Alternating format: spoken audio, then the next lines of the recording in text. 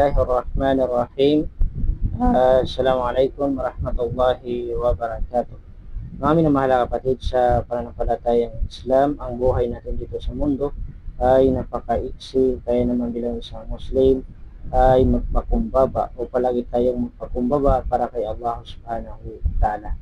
Dahil katotohanan ng sinumang tao na magpakumbaba para kay Allah ay tunay na itataas ng Allah subhanahu wa ta'ala ang kaniyang antas dito sa mundo, lalong-lalo na sa kabilang buhay.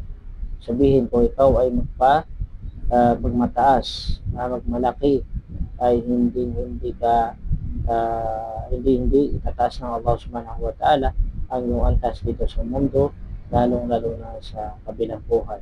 Dahil sinabi ng mahal na Propeta Muhammad sallallahu alaihi wasallam na sinuman, ngayon sa pinakamalapit nitong kahulugan, sinuman ang magpakumbaba para kay Allah, tunay na itaas ng Allah ang kaniyang antas dito sa mundo at sa kabilang buhay.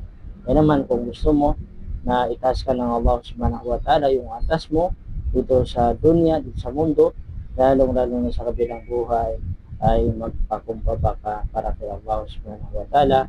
Assalamualaikum warahmatullahi wabarakatuh.